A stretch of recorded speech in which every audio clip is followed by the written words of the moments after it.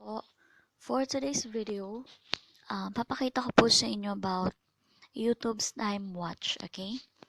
So, punta po tayo dyan sa YouTube account nyo and then, click nyo po itong nasa upper right, yung inyong user profile. And then, ayan, click nyo po yung time watch. Yung nasa first po, ayan, time watch and then, ayan. So, first po, ano po ba yung YouTube's time watch, okay? So, from the word itself, or it shows us about how much time you've spent on YouTube, okay? Or gaano ba kahaba yung panonood mo ng videos, or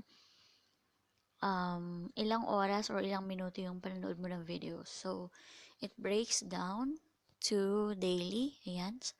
As you can see, merong everyday, merong chart, okay? And then, weekly, and of course, yung daily average niya, okay? So, ayan, makikita nyo po yung time ko for today na panonood ay 43 minutes, and then, last 7 days, 43 minutes, okay? And then, daily average, okay? So, aside from that, um, ayan, meron po tayong tools to manage your YouTube time, okay?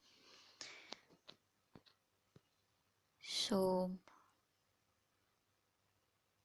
ayan, paano ba natin i-manage yung ating YouTube time?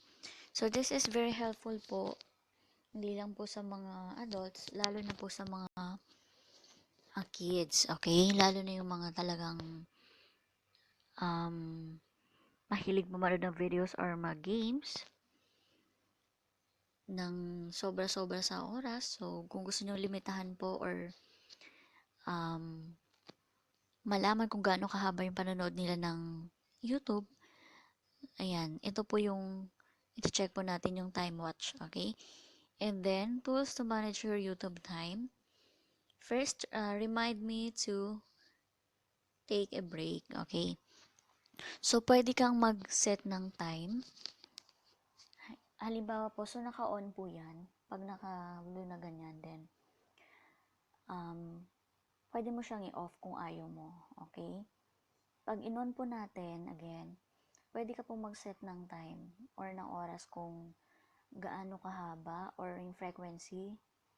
Halimbawa, every hour, merong reminder sa YouTube kung gusto mo ganon. So, siset po natin yan na ganyan. Then, just click done. Okay.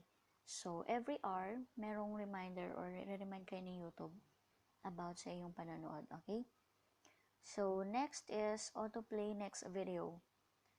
So, ito naman, naka-turn off siya. So, pag naka-turn off, guys, ito yung, ibig sabihin, wait, turn on muna tayo. So, gawin lang natin ganyan.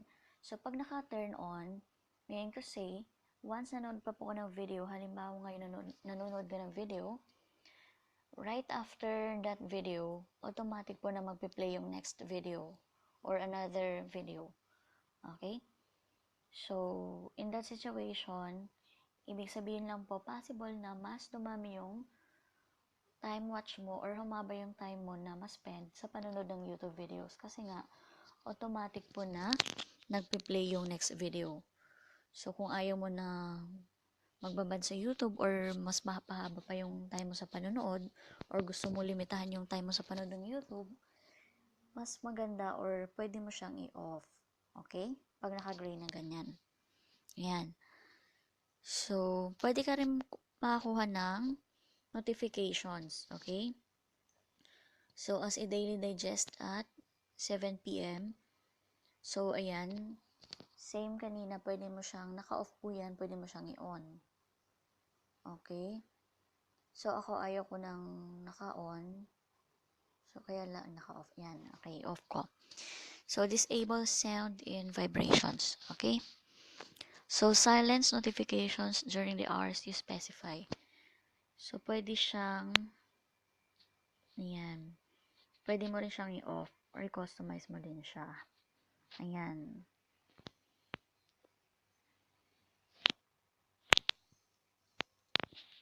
So, again, this is all about YouTube's time watch, okay? Wherein, pwede nyo pong i-set up yung reminder to take a break. And then, monitor nyo dyan yung time na or how much time you've spent on YouTube, okay? Ayan. So, thank you so much po, and that's all for today. Please, like, share, and if you're new to my channel, please subscribe. Click also the bell button para maging updated ka sa mga next videos or susunod na mga videos na i-upload ko. Okay? So, thank you so much for watching.